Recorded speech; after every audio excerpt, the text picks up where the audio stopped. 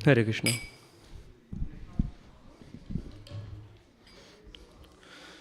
Jai Radha Madhav Kunj Bihari, Gopi Jan Vallabh Girivardhari.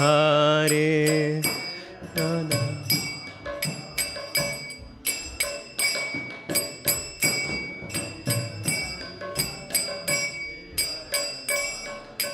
Jai Radha Madhav Kunj Bihari, Gopi Jan Vallabh Girivardhari.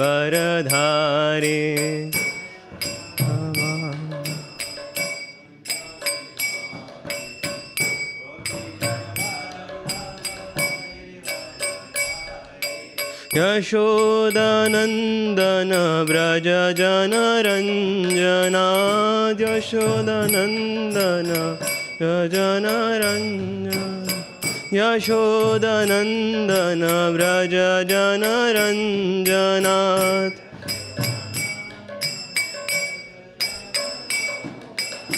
Yamuna तीरवनचारी,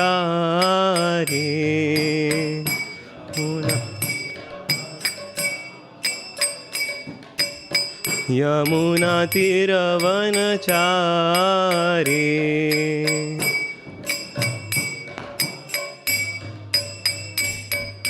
Jai Radha Madhav Kunj Bihari, Gopi Jan Vallabh Girivardhari.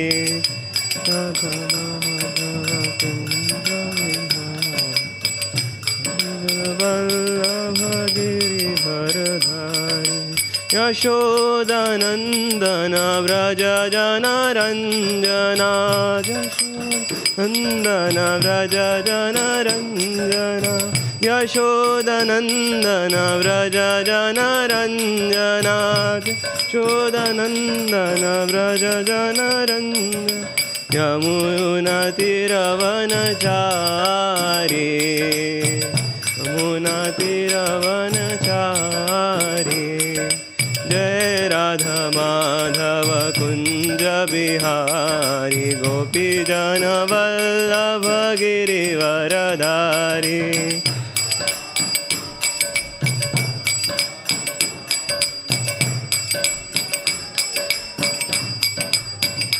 Hare Krishna Krishna Krishna Hare Hare, Hare Ram Ram Ram Hare Hare. Hare Krishna Krishna Krishna Hare Hare, Hare Ram Ram Ram Hare Hare. Jai Radha Gokul Nand, Radha Gokul Nand, Radha Gokul Nand Shri Radhe.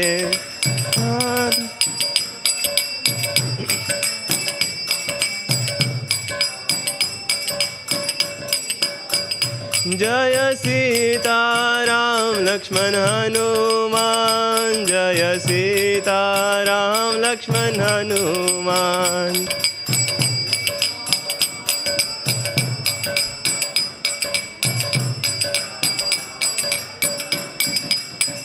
Jai Gaura Nitai Gaura Nitai Gaura Nitai, Jai Gaura Nitai Nitai, Gaura Nitai Jai Gaura Nitai. Jai Prabhupada Prabhupada Prabhupada, Srila Prabhupada.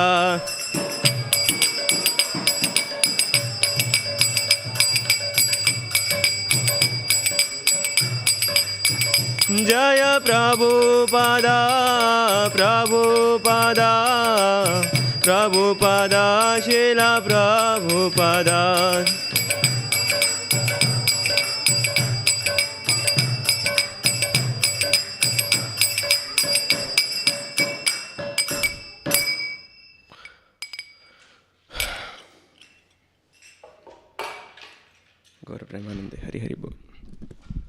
Hare Krishna.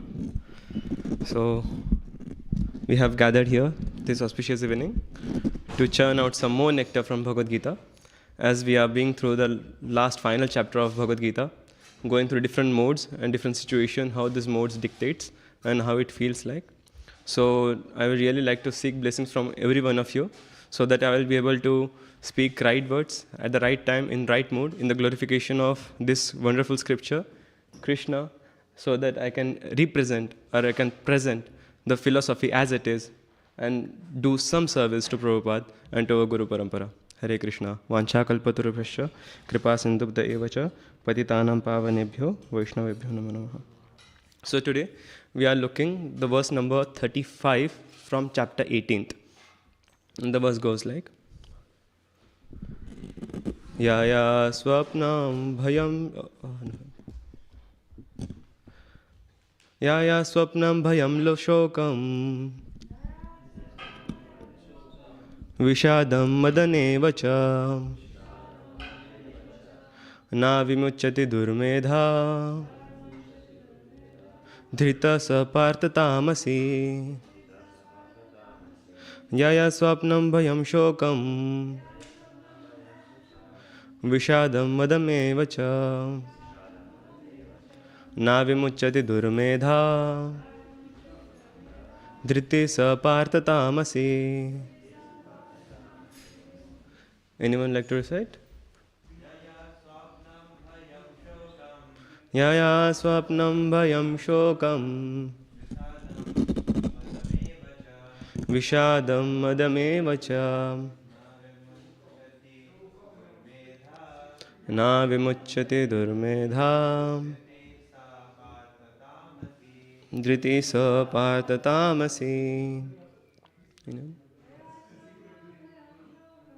Yaya swapnam bhayam shokam Vishadam madame vacha Na vimuchyati durmedha Dhriti sa partha tamasi.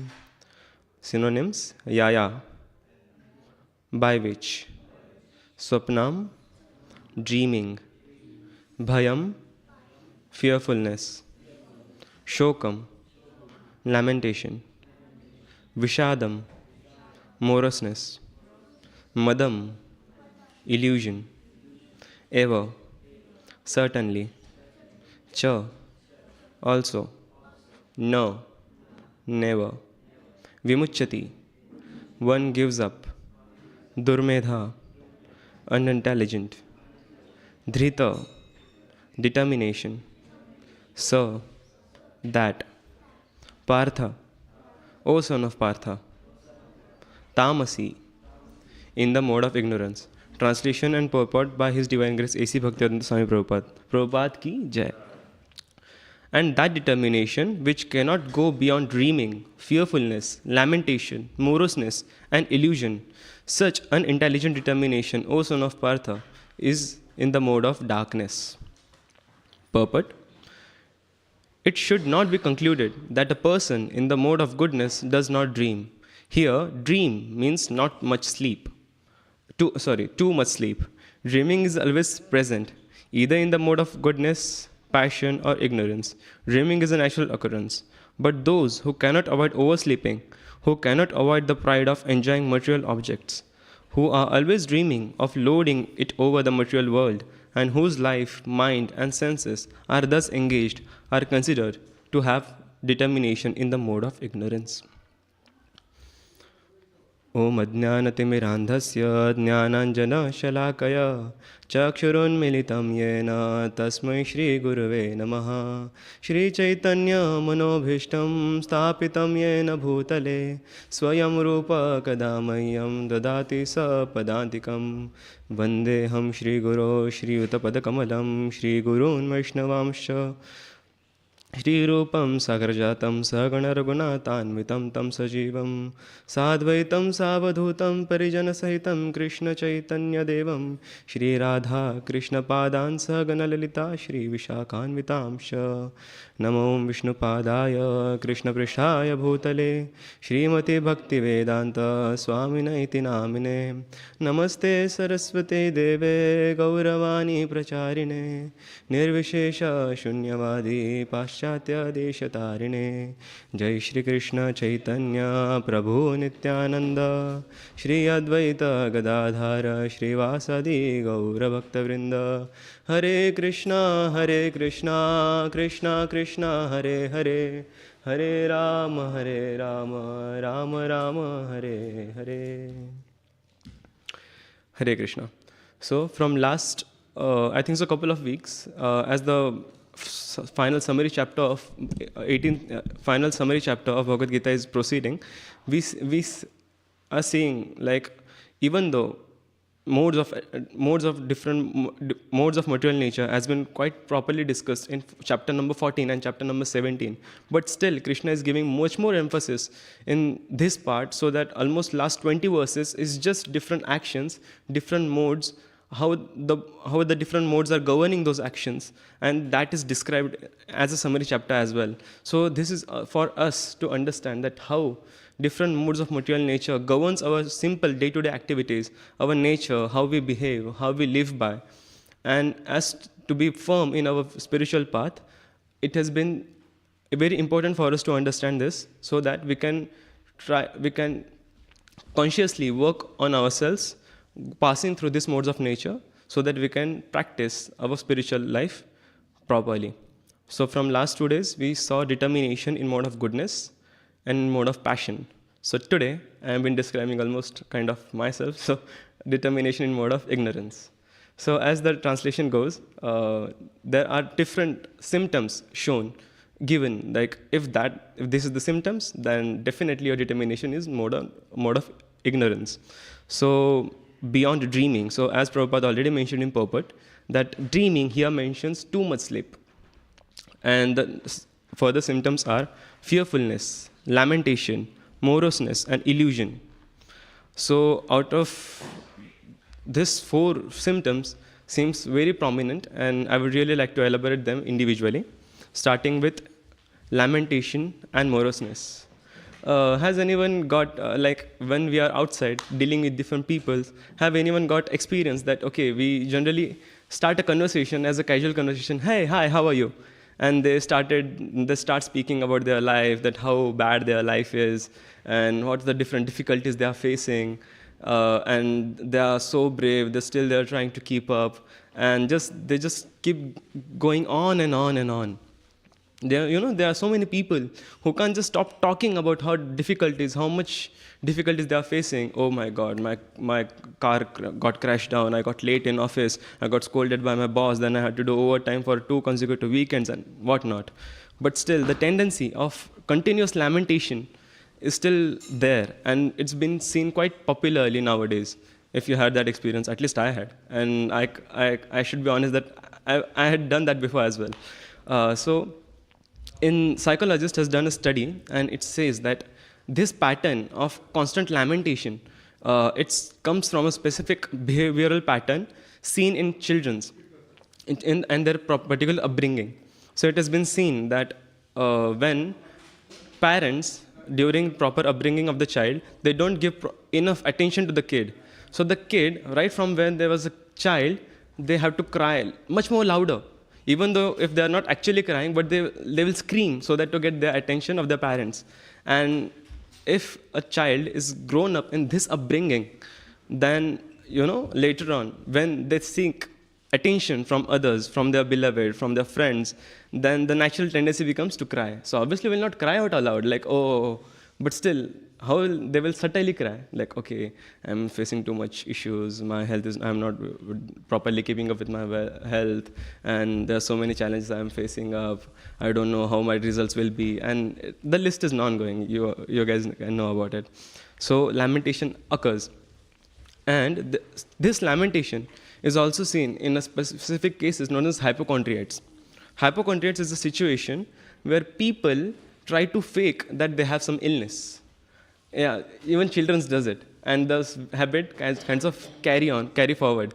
Like they have the habit, like okay, they're consciously they are so weak, or they are trying to be weak, that they feel that okay, there is something wrong with them, even though actually physiologically they don't have any problem. But still, for to get that psychological attention from people, to get their praises that oh, you're so brave, you're doing so hard. So to do that, they pretend that they are sick, and then they even think that they are so sick that even though they know that they are not properly sick, but they start believing they are sick, and they even approach doctors. And doctors, by their physiological diagnosis, they can see that okay, this guy is not sick. So, but again, even doctor wants to do their business. So even they play a part in their role. They say, okay, you have to do this, and the kind of mutual cheating goes on. So as a doctor, obviously he is making his money. But as the patient, who is not actually a patient and trying to just get that attention, it's very difficult for us, and it's become very bad, because he's kind of feeding off by his unhappiness, and mentally, it's not too good for him. And by constant lamentation, moroseness kind of carries on. So moroseness is like self-pity, leading to mind, and it eventually leads to mindless activities like binge watching Netflix, binge eating, compulsive buying. It's been seen, and not just in people. It's been seen that okay, when they try to feel themselves better, they trying to do mindless things, so just they can engage their mind, so that they will not intuitively think about it. And this leads to, again, they want to sleep more. And how they will sleep more? Either they will try to sleep more, or they will take support of intoxications. Either it is drugs, or either it is alcohol. And this kind of builds a behavior. And it goes more down deeper to the rabbit hole, until and unless they get a grip of it. And this is a particular pattern which has been seen very much in the total youth, in the upcoming youth, specifically the youth after upbringing of 2000s, the millennials, the Gen Zs. It's been very seen in the teenagers that they have readily access of all the intoxication substances, and obviously they are out of the grip of their parents, so they will try to do these things, and again, this increases the mode of ignorance much and much. So, what is the solution for it? People try to, try to collect some pity, pity praise from people that, oh, you're so hardworking, I feel sorry for you. Instead of doing that, they forget that they have attention of the Supreme Personality of Godhead, Shri Krishna, who is eternally residing in his heart. In Bhagavad Gita, it says, Ishvara sarvabhutanam hriddeshe arjuna tishtati brahmyam sarvabhutani yantaraduddhani mayaya. So it's been said that Krishna is residing in hearts of everyone, no matter which living being it is. As a humans, obviously he is trying to reciprocate with us more, but he is there to us, listening to us. But no, we try to collect the cheap adorations, at least I tried, to collect cheap adorations from other peoples, others surrounding to them. But here, Krishna is himself there. So, okay, once we understand that Krishna is with us, he is trying to listen to us at every moment. He is trying to reciprocate at every moment. So, what should we do? The next verse says, eva sharanam gaccha sarvabhavana bharata tat prasadat paramam shantam prasyaji shashvatam. So, eva sharanam gaccha. We need to surrender to him. How should we surrender? Sarva bhavena bharata. We should surrender to him with wholeheartedly. So what will happen once we surrender to him wholeheartedly? First of all, we will get inner peace, and that peace will be shashvatam. It will not be flickering happiness which people try to engage or try to experience by engaging into cheap intoxication or cheap adorations. It will be shashvatam. You can feel that inner peace, and by feeling that inner peace, they can strengthen themselves. So yes, addiction and sleep goes kind of hand in hand. They are not just intoxication, sedation, sleep. Again, if once we start talking about sleep, there is a pattern. Like um, our physiologists, the doctors, WHO suggests like 8 hours of sleep is healthy for a physiologically working human. But spiritually, we know, and even Prabhupada suggested that 6 hours of sleeping is quite well to do. You can manage by 6 hours of sleep. 7, kind of borderline, but still acceptable. But 8, okay, now you have to be careful. Because after that, even you have experienced this, whenever you sleep more, the whole day kind of goes on drowsy and sleepy. You can't think straight. And obviously, the people can't think straight, people can't act straight. So, again, getting that regulation, especially if we are trying to practice spiritual life, if we really want to take it seriously, then we have to get one more notch higher to get that proper 8 to 4 or 8 to 3 kind of sleep. Because it's been said that even physiologically, the hours which are slept before the 12 is equal to 2 hours. So even if you are taking, so if you sleep at night 9, wake up at 3, properly it's a 6 hours sleep, but it's more. And it's not as equal to as 12 to 6 a.m. It's not equal. So the hours which are before 12 is equally to 2 hours. So if the more you sleep early, the more refreshed you feel, the more early you rise. And the more early you rise, the more time you get to perform to your spiritual activities. So it kind of goes hand in hand. So there is a different examples which goes like if you go to our scriptures. In Ramayana, recently we celebrated Sri Ramanavami. It was such a great festival. So there is one character in Ramayana which is famous for his sleeping. And any guesses? Kumbhakarna, yes. So Kumbhakarna was such a sleeper that he used to sleep for 6 months and stretch.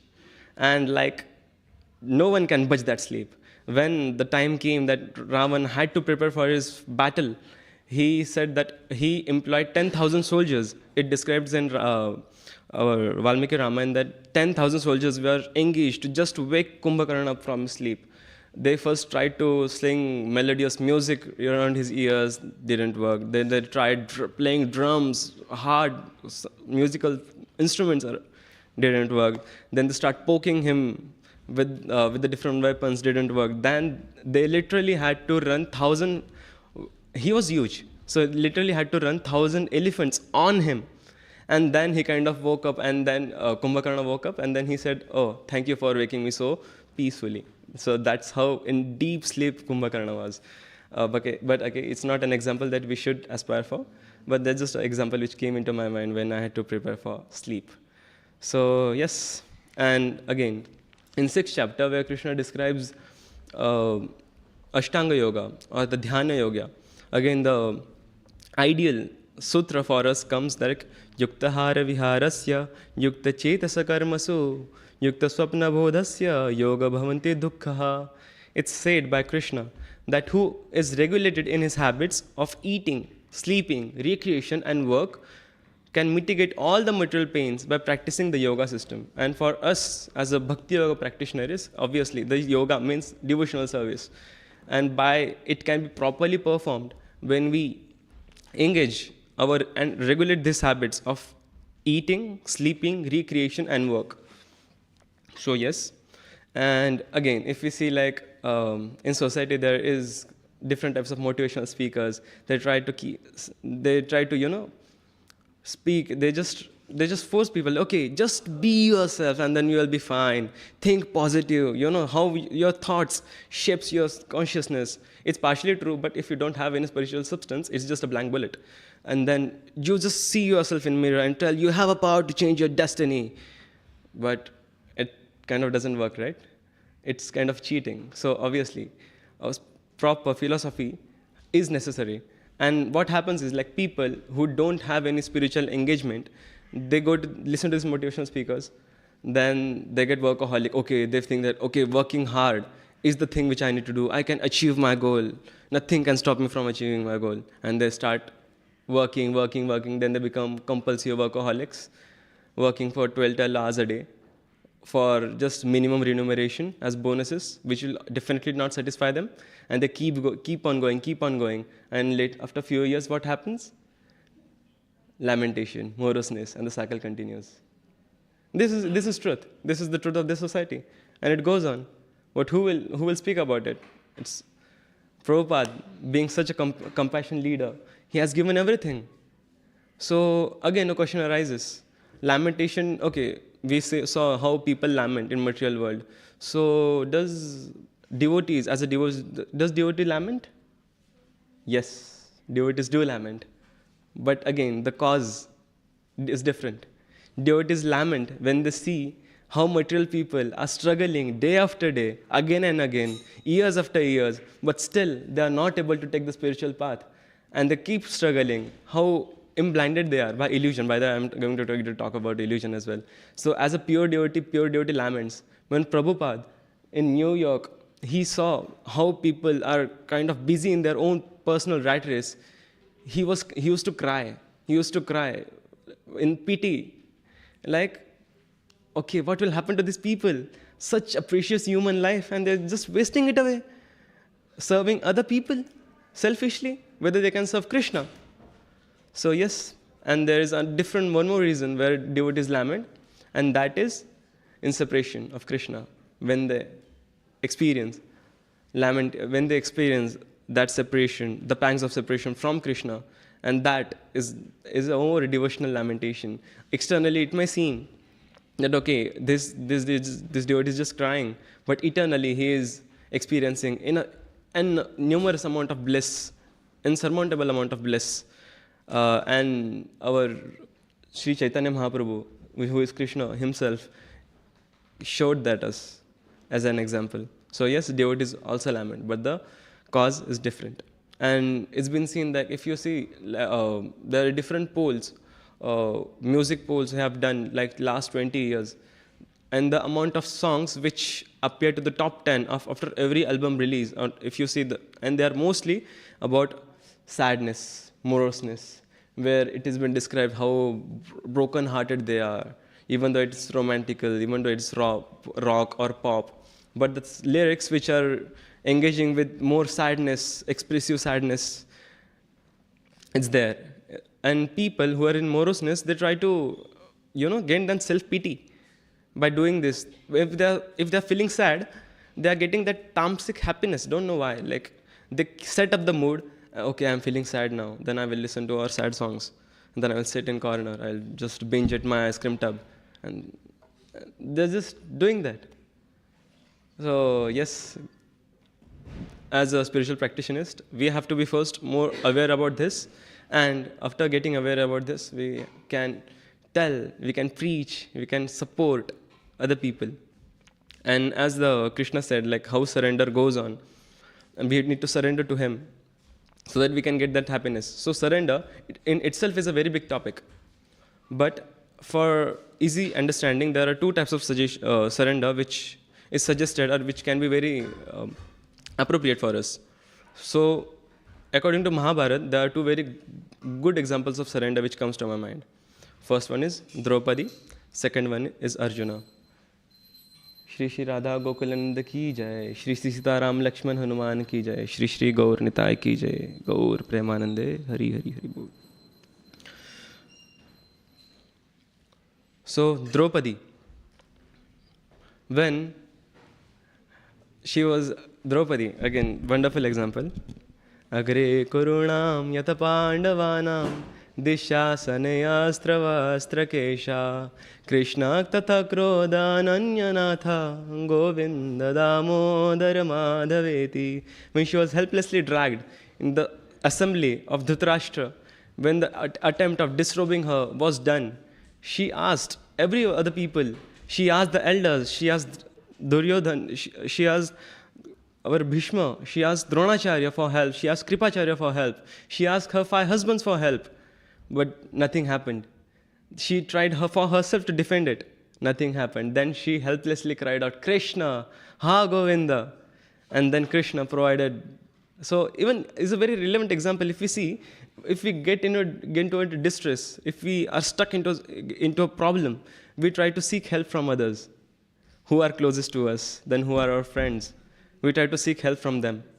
But as Draupadi surrendered to Krishna, and Krishna definitely reciprocated to her and saved that critical moment.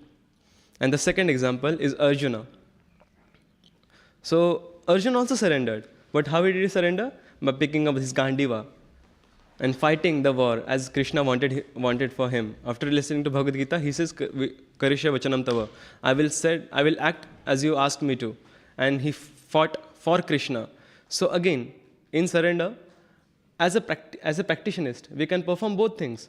We can call out for Krishna when we are actually stuck in some situation, and on either side, we can act for Krishna, how he wants, for his satisfaction. We can carry out this devotional service, because attitude of surrender is actually the attitude of service. Leading up to this, and this will actually lead to positive contribution, not just for yourself, but the people around you. So how can we practically think that, how can we serve Krishna? So again, thinking to serve Krishna at each and every moment is kind of a surrender to him as well. And practically, there are different things which we can do. So whenever we have free time, we can do Nama Seva. We can chant the holy name as much as we can. We can try to squeeze some time to read some scriptures which Prabhupada so difficultly, such effort which was put down to transcribe the such Sanskrit literature for us. He used to sleep for just 2-3 hours a day in that ripen age for us. So we can just able to squeeze some time to read at least 1 page a day, 2 page a day, so that we can understand the philosophy better, we can understand Krishna better, we can purify ourselves. So that's also a service. We can preach. If we are seeing that people are literally struggling with themselves for their emotional health, they are struggling, then we can preach, we can distribute a book. So this is also a service. And by doing this, we are not just doing good for ourselves, but doing good for others.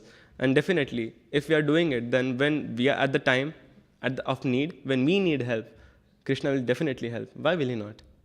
So yes, that's one thing which I really want to press and humbly beg, that try to serve Krishna, try to surrender to him, rely on him. You can rely on him, definitely, he will help you. So now talking about dreams, very interesting topic. Dreams is such an enigma.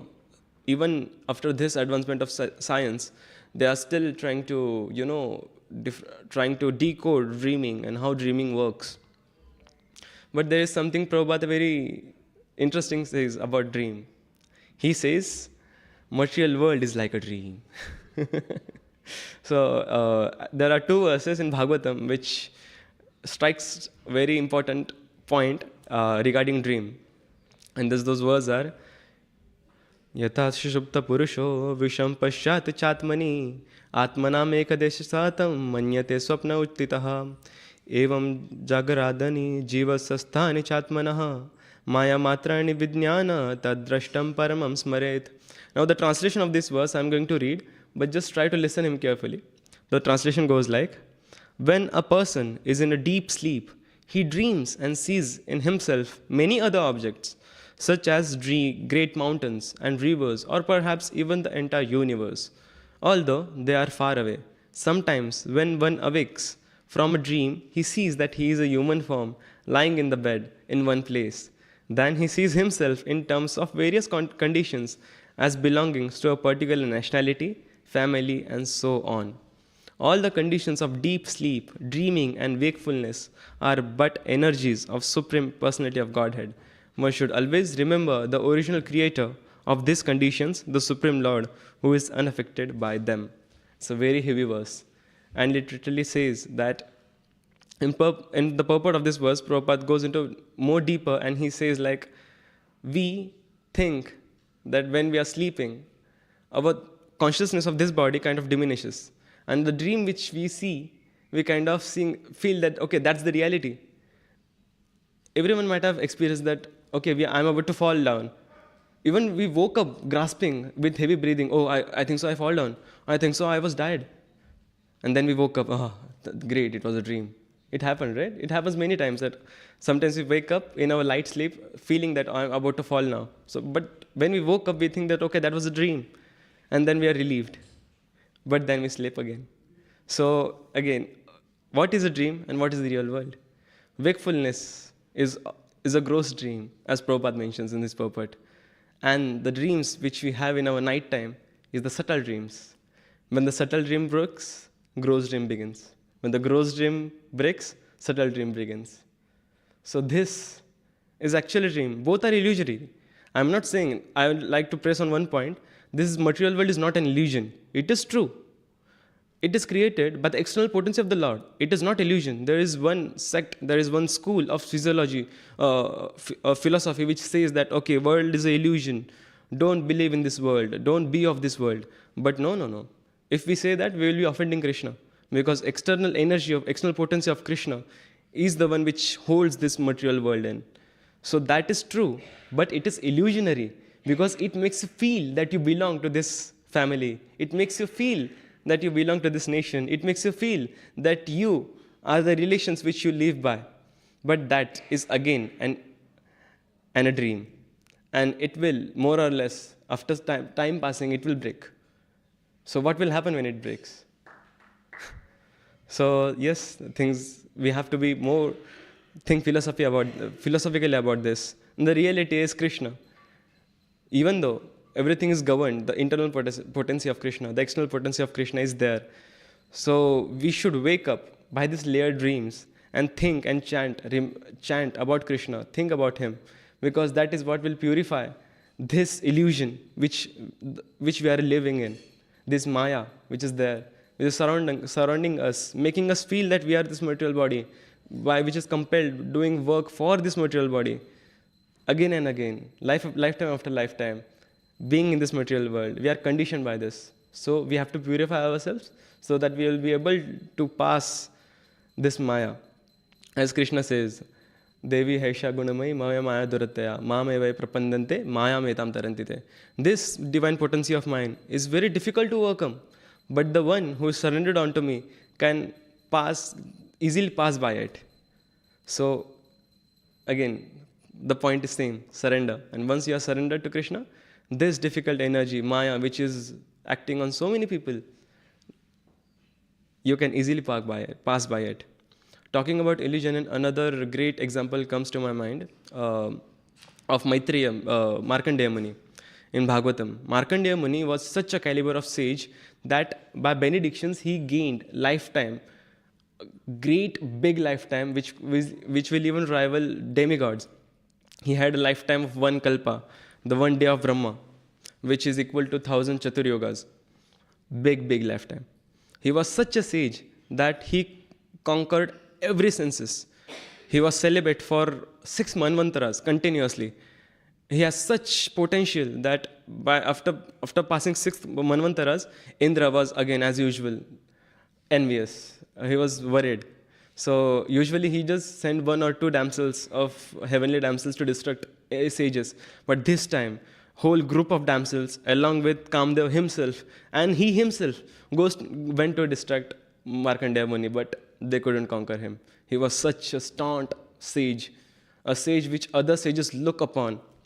So yes, and then what happened is, by his austerity, Narayan Rishi, the first incarnation of Krishna, which appeared as a sage in Satya Yuga, which represent and set standard for sadhana, for meditation, he came and gave darshan to Markandeya Muni, and as the story goes, he asked benediction to Markandeya Muni. Markandeya Muni didn't wanted anything, but sometimes as it feels like when we eat too much sweet, we think that okay, I should taste something spicier. So he says, obviously he was beyond the modes, he was beyond the material world, but he said that okay, I have seen that this Maya, this illusionary potential of yours is such a thing that many souls, many jivatmas are entangled again and again. I want to try it, how it is. Narayan Rishi was surprised, and he said that okay, but this will cause you great grief, great cause of lamentation. Do you really want it? And as the story goes, he said, so be it. In the evening of that day, he performed his rites, and suddenly the water of dissolution, the total devastation waters which engulf all the 3 worlds, all the 14 planetary system arose. Everything was getting destroyed, and he was helplessly wandering in that causal ocean, lifetime, thousands of years. He was not getting to eat, nothing. He was just from this to that tide to this tide. He was not able to swim properly. There were different beasts who was trying to eat him, and he was helplessly wandering through these waters for millions of years, which is even an allegorical story for how we are in this material samsara. And he was just struggling there for years and years together. But then he saw a small island. An island, there was a tree, and on the tree there was baby Krishna in a leaf, and he got the darshan of Krishna. And after that, he got absorbed in the mouth of Krishna. Late after some time, he got expelled, and then when he got expelled, Krishna was nowhere there to be seen. And then he saw, even though the thousand and millions years was passed by, he was struggling in that ocean, that causal ocean of devastation.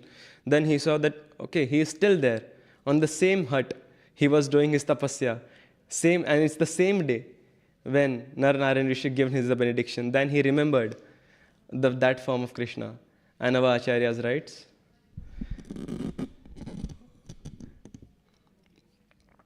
our acharyas so wonderfully describes that form of Krishna, which is like such a nice verse. Just give me a second to recollect.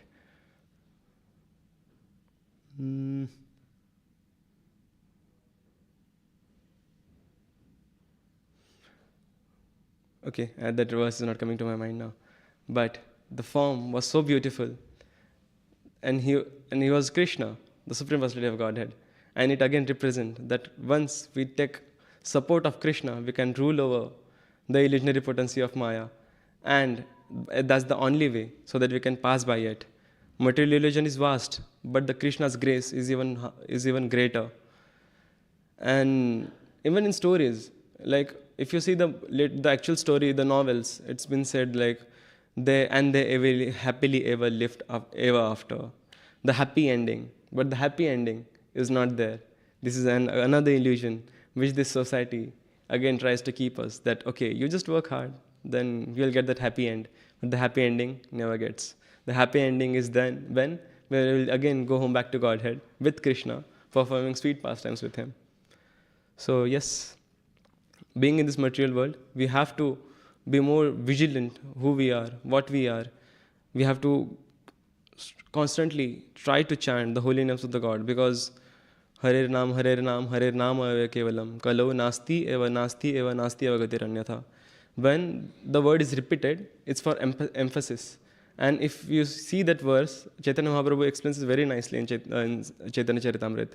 It's like, Harer Nam, Harer Nam, Harer Nama eva kevalam. In this world of Kali, the holy name of Krishna, holy name of Lord Hari is the only way. But it doesn't stop there. He says, Kalo nashti eva gatiranyatha. There is no other way, there is no other way, there is no other way but chanting the holy names of the Lord. Yes, in our scriptures, there are different ritualistic activities given in our scriptures which we can perform to purify ourselves. But they are again into the material nature, because there are flowery words which try to provoke, like you get pious activities and you get pious reactions. And once you get that pious reactions, then you will enjoy in heavenly kingdoms. But again, once your pious activities are finished, you will again get dropped down in this material world, suffering, starting the cycle right again. So devotional service is the one way that everyone has to take up. And once they take it, and this is susukham karte avyavam. The more we practice, the more better it gets. Yes, there is bit of a struggle in spiritual life, but this struggle is also sweet as sweet as Krishna. So yes, we have to practice as much as we can, and to get that positive determination, as my dear friend Siddhant Prabhu's day before yesterday explained, that how the determination, mode of goodness helps us to perform more devotional service. We can rise from the mode of ignorance to mode of passion to mode of goodness, so that we can perform our devotional service in a better way. Yes, that was it from my side. And if there is any doubts, any queries, any additions, any criticism, any addition, I open it. Yes, Prabhu. Obviously, you've mentioned the Hare Rama, Hare Rama Kevalam verse, and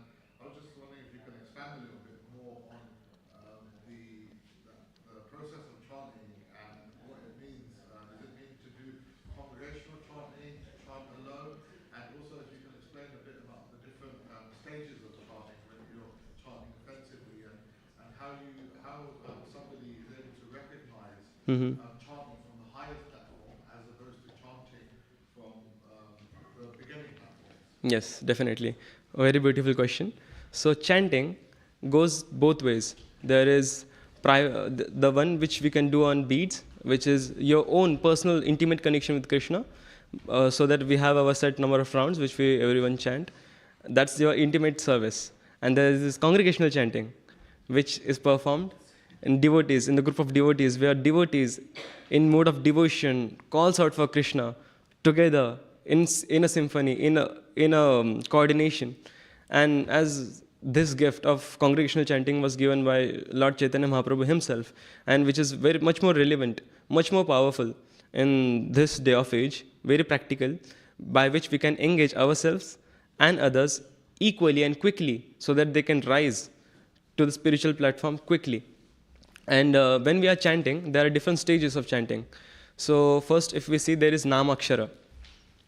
There are 10 offenses as we daily recite before in our morning program. So once we try to consciously avoid these 10 offenses, the first stage is Namakshara, where we are just chanting Hare, Krishna. So is that Krishna is actually Krishna? It is Krishna, as it's said, and Krishna is not different from his name. But when we say Krishna, it is set of 5 letters, right? Namakshar. So unless and until we purify ourselves with consciously avoiding the 10 offenses, from Namakshara, it becomes Namabhas. When we are actually not offending any Vaishnavas, not doing any Namaprad, then we get to Namabhas. And it's said that one Namabhas is potent enough to clear that much amount of sin, that amount of sin is not even possible to perform by a single human being in n number of lifetimes. That is the potency of one Namabhas. So when you constantly chant Namabhas continuously, then you get Shuddhanam. And when you chant Shuddhanam, at that time, the final fruit of the ultimate aim of chanting is the gift of Krishna Prema we get, so that when we call Krishna in the full mode of devotion, with love, with a call, Krishna, I am here, I wanted to serve you, please engage me in your service. Hare Krishna, Krishna Krishna, Hare Hare, Hare Rama, Rama Rama, Hare Hare. When we chant with that mood, then that Hare Krishna is non-different than Radha Krishna. And yes, there are different stages, and it's a gradual process, but the process is very good, very delightful.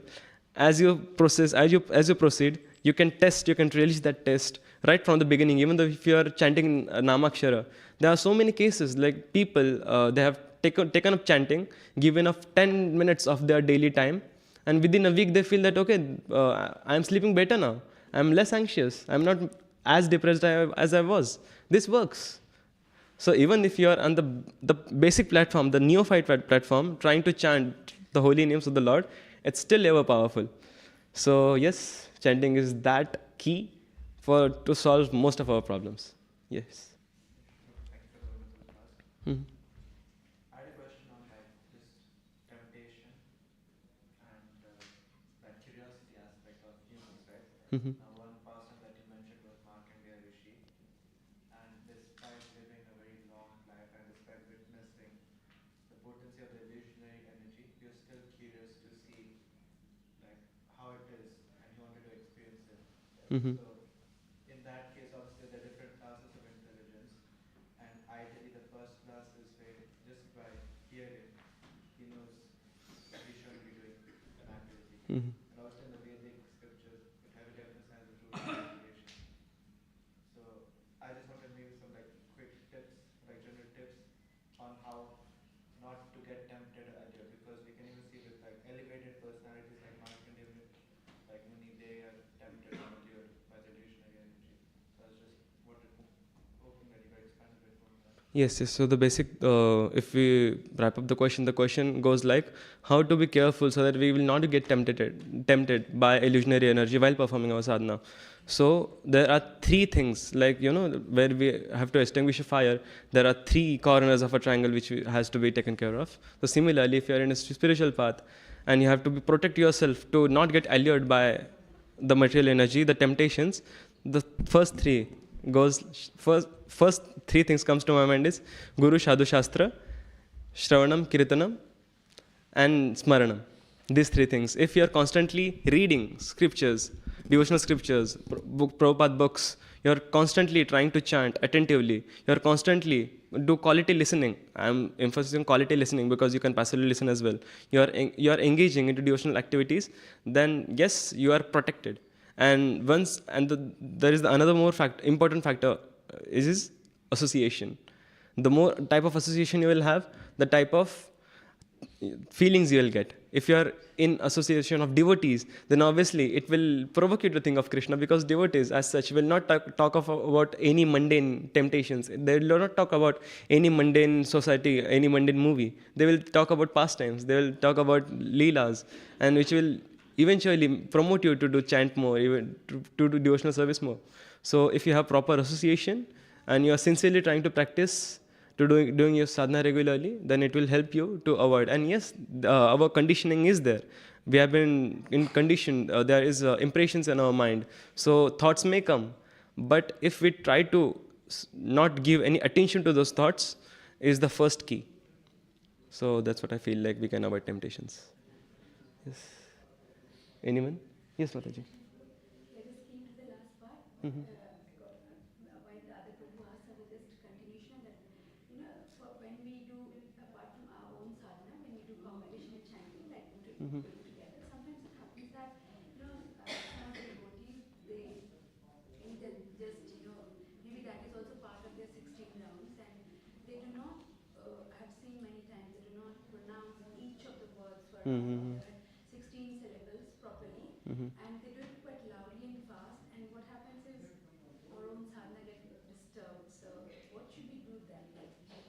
Because we try to tell them, but they're quite senior, they get, they have to, they get offended. So how do we address this situation?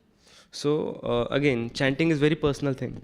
So one thing works for one person is not necessary that will work for other person.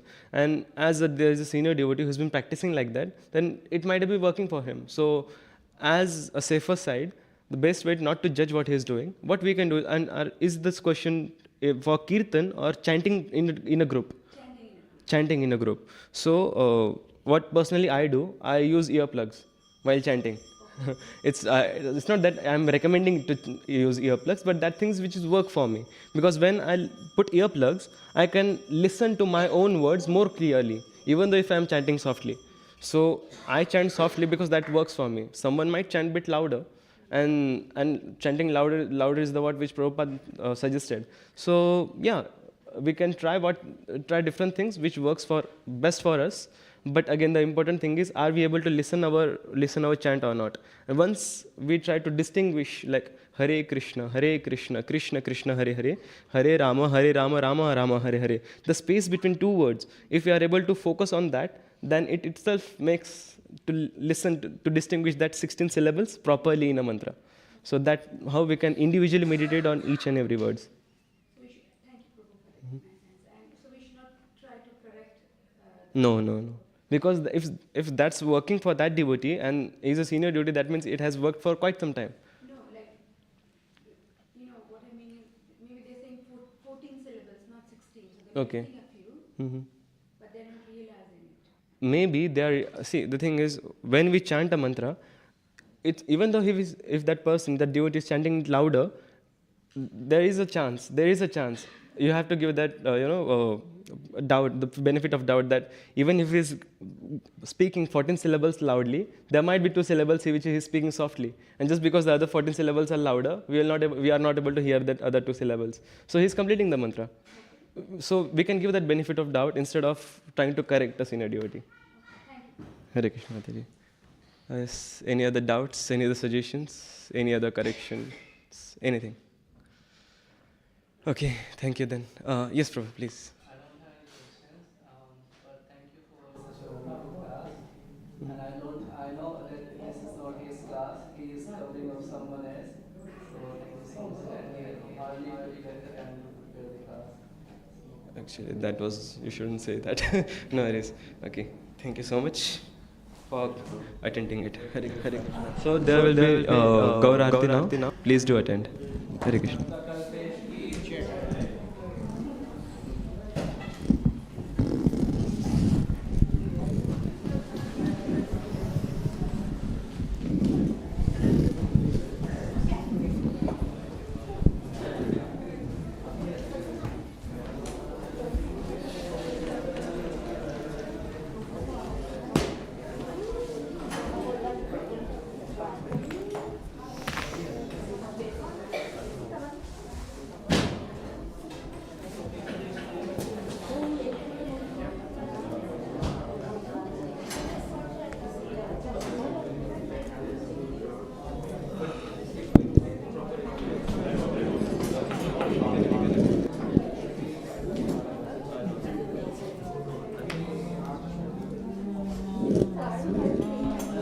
Mataji, you wanna sing?